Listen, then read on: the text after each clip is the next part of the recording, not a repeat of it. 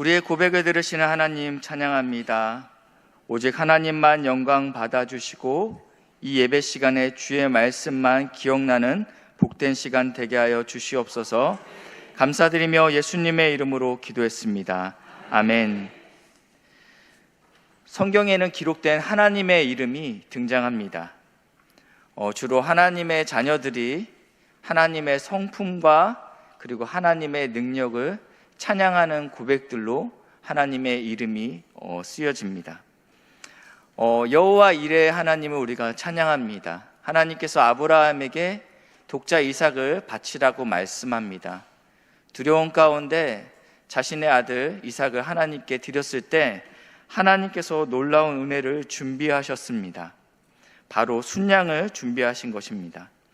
하나님의 이 놀라운 준비하심을 체험한 후에 아브라함이 한 고백이 바로 여호와 이레, 여호와께서 준비하신다라는 뜻입니다.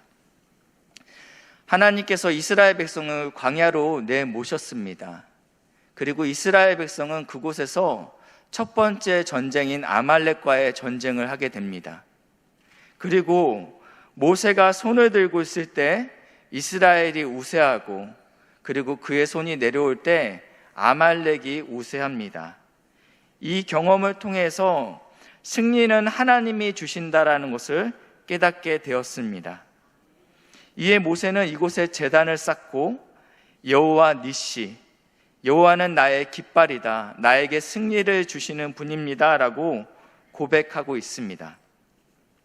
오늘 본문은, 지금 앞에 봤던 두 본문은 하나님이 나에게 하신 그 경험을 토대로 하나님을 높여드렸던 고백이라면, 오늘 읽었던 본문은 하나님께서 내가 누구이다 라고 말씀하신 자신의 이름을 우리에게 계시하고 있는 것입니다. 오늘 말씀에 읽었던 이 에스겔서 48장 마지막 절은 하나님께서 당신의 이름을 여호와 삼마라고 우리에게 알려주고 있습니다. 이 삼마라는 뜻은 거기라는 지시대명사입니다. 그러니까 거기에 계시는 하나님이라는 뜻이 됩니다. 이것을 의역하자면 하나님은 우리와 함께 하신다라는 의미도 가지고 있습니다.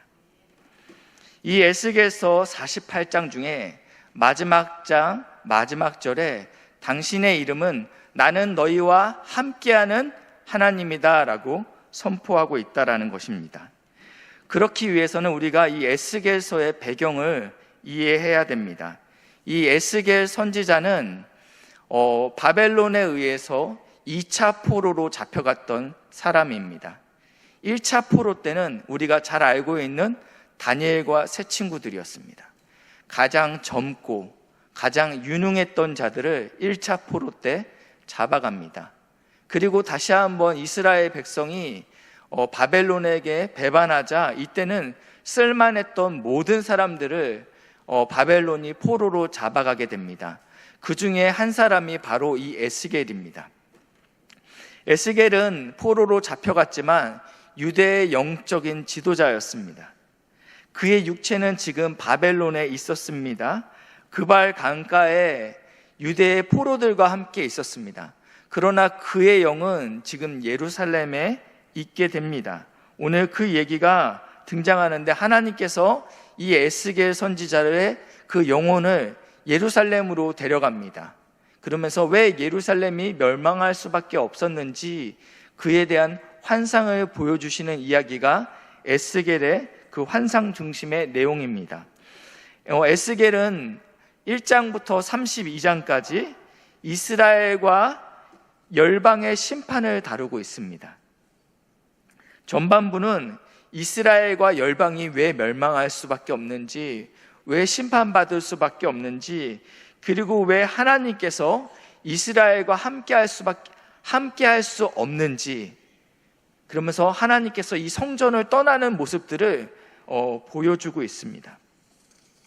하나님께서 더 이상 이스라엘과 함께할 수 없음을 이런 식으로 환상을 통해서 보여줍니다.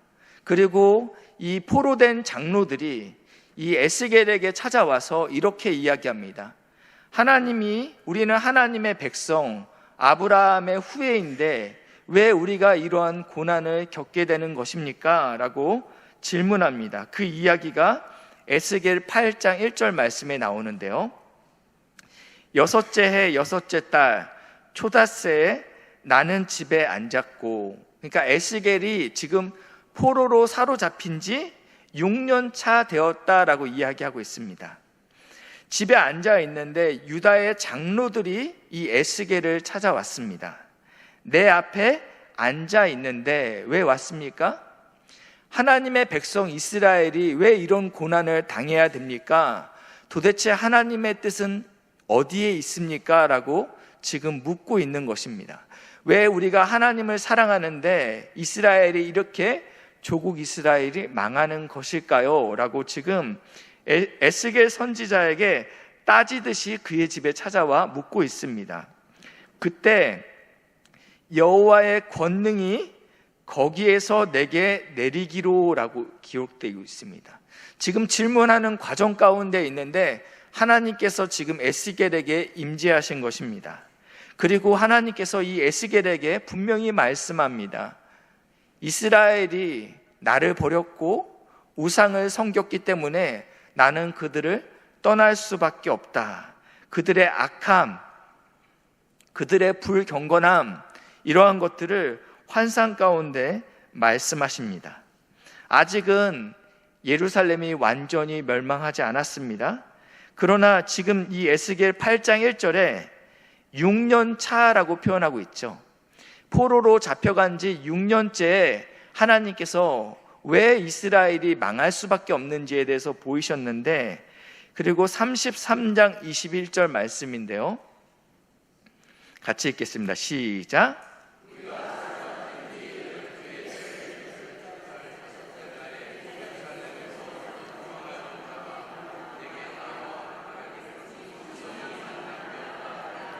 아멘. 기준은 12째 해, 10째 달, 5째 날, 이 기준은 에스겔이 2차 포로로 잡혀왔던 것을 기준입니다. 그러니까 장로들과 이야기할 때가 6년 차라고 말씀을 드렸습니다. 그때 장로들이 찾아와서 우리 조국에 왜 이러한 일이 생겨야 됩니까? 라고 이야기하고 있는데, 오늘 본문에서는 그로부터 또 6년이 지났습니다. 그러면서 어떠한 일이 일어납니까? 예루살렘으로부터 도망하여 온 자가 내게 나와 말하기를 예루살렘이 완전 멸망했습니다 라고 이야기하고 있다는 것입니다. BC 586년에 바벨론에 의해서 남유다는 완전히 멸망하게 되는 사건을 이 33장 21절에서는 이렇게 기록하고 있습니다. 이 에스겔서가 만약에 1장부터 32장까지 남유다와 그리고 열방의 멸망만, 심판만 다루고 있다면 에스겔의 내용은 아무라고 우리에게는 기쁨과 소망이 될 수 없습니다. 그러나 에스겔서 33장부터 48장은 이스라엘의 회복을 다루고 있습니다. 이 후반부에는 하나님께서 이스라엘을 어떻게 회복시킬 것인지, 그리고 떠났던 하나님께서 다시 한번 예루살렘 성전에 임재하심으로 하나님께서 함께 하시겠다라는 약속의 환상을 보여주고 있습니다. 에스겔 36장 33절 말씀인데요. 주 여호와께서 이같이 말씀하셨느니라. 내가 너희를 모든 죄악에서 정결하게 하는 날에, 하나님께서 음란하였던 우상을 숭배했던 이스라엘 남유다를 말씀하고 있죠. 내가 너의 죄를 정결케 하겠다라고 선포하고 있습니다. 그러면서 성읍들의 사람들이 거주하며 1차와 2차 그리고 3차까지 쓸만했던 모든 사람들은 다 바벨론의 포로로 잡혀가거나 아니면 죽었습니다. 그러나 하나님께서 다시 한번 이 땅 가운데 성읍들의 사람이 살게 만들 것이다 라고 말씀하시면서 황폐한 것이 건축되게 할 것이다, 하나님께서 다시 한번 이 땅을 회복시킬 것이다 라고 약속하고 있습니다.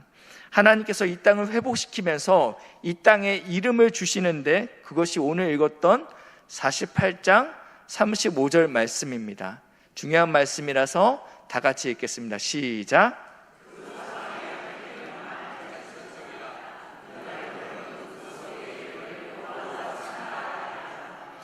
아멘. 하나님께서 성읍을 회복시키겠다 그러면서 이 성읍의 둘레도 말씀하시고 이 성읍의 이름은 여호와 삼마라 하라.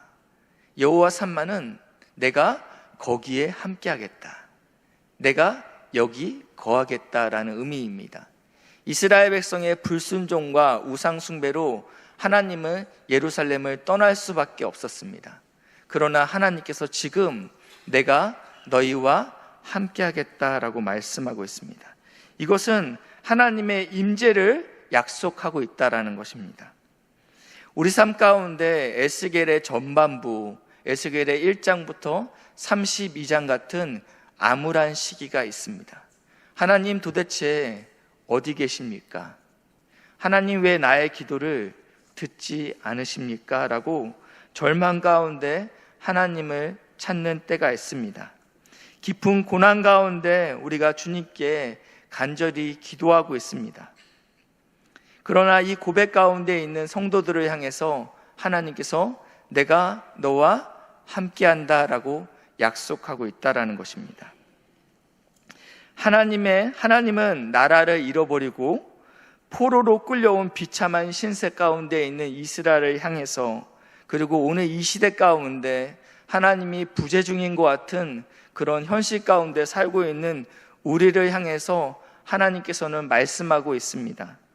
여호와 삼마, 하나님이 거기 계신다, 지금 여기에 계신다라고 말씀하고 있습니다.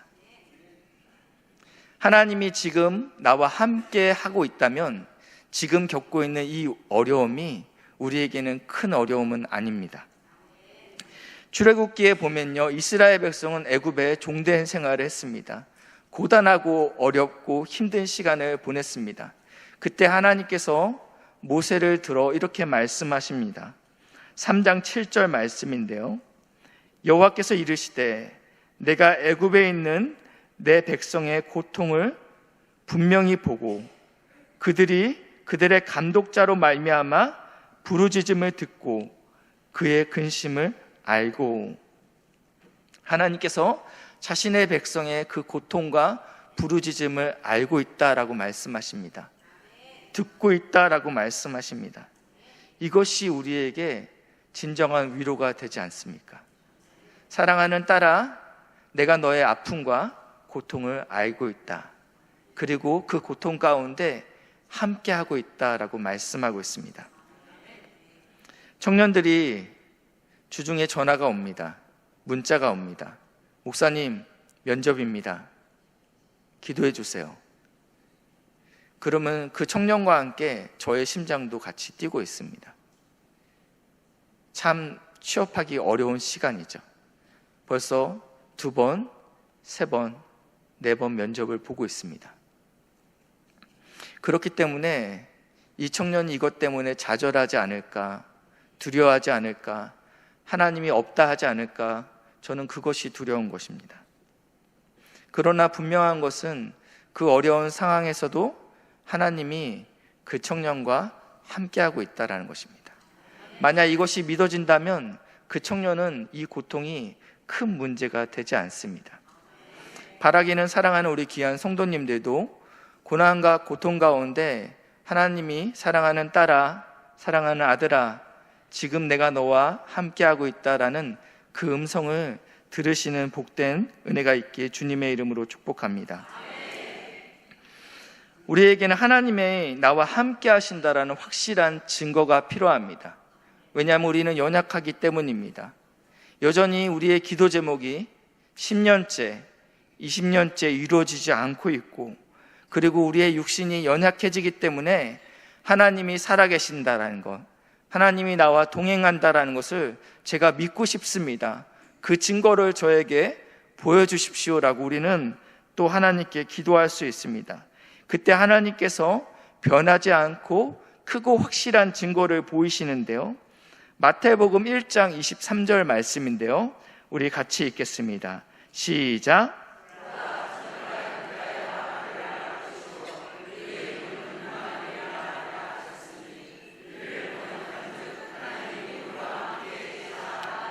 아멘. 구약의 여호와 삼마, 내가 거기에 있다.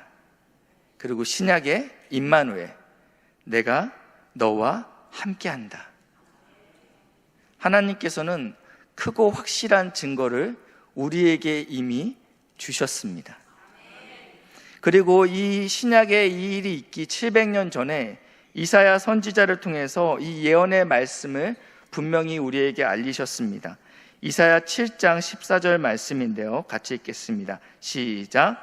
그러므로 주께서 친히 징조를 너희에게 주실 것이라. 보라, 처녀가 잉태하여 아들을 낳을 것이요 그의 이름을 임마누엘이라 하리라. 아멘. 우리에게는 흔들리지 않는 증거가 있습니다. 우리의 기도가 10년째 응답되지 않더라도 지금 여전히 나와 함께 하시는 예수님이 계시기 때문입니다. 사단은 우리를 넘어뜨리려 합니다. 하나님이 너를 사랑하셔, 하나님이 너와 함께 하셔, 너의 지금 그 상황을 봐 라고 우리를 넘어뜨리려고 합니다. 그럴 때 우리에게 확실한 증거가 있다는 것입니다. 하나님이 나와 함께 하셔, 하나님이 지금 나와 동행하셔. 그것이 바로 여호와 삼마, 그것이 바로 임마누엘 하나님이십니다. 이스라엘이 지금 상황이 좋은 때 하나님께서 이 약속을 허락하신 것이 아닙니다. 제가 앞에 아브라함도 그렇고 모세도 그렇고 기도가 상황이 해결된 후에 하나님이 준비하셨군요, 여호와 이레를 고백했어요. 하나님이 승리케 하셨군요, 여호와 니시를 고백했어요. 그렇지만 지금 상황이 해결되지 않았습니다. 이스라엘 백성은 여전히 바벨론의 포로 가운데 있는 이 상황 가운데 하나님께서 내가 너희와 함께한다 라고 말씀하고 있다는 것입니다. 우리의 환경과 상황과 상관없이 하나님께서 이 시간 분명하게 말씀하시는 것은 우리와 함께한다. 임마누엘의 하나님, 여호와 샴마의 하나님을 기억하시는, 흔들리지 않는 믿음을 붙잡으시는 믿음의 동역자들 되시길 주님의 이름으로 축복합니다. 기도하시겠습니다. 우리와 함께 하시는 하나님을 찬양합니다. 내 상황이 어렵고 힘들지라도 우리의 목소리를 들으시고 나의 고난을 알고 있고 나의 고난 가운데 함께하여 주신다라고 말씀하여 주시니 감사합니다. 흔들리지 않게 하시고 예수님을 굳게 붙잡을 수 있는 믿음의 성도들 될 수 있도록 인도하여 주시옵소서. 감사드리며 예수님의 이름으로 기도했습니다. 아멘.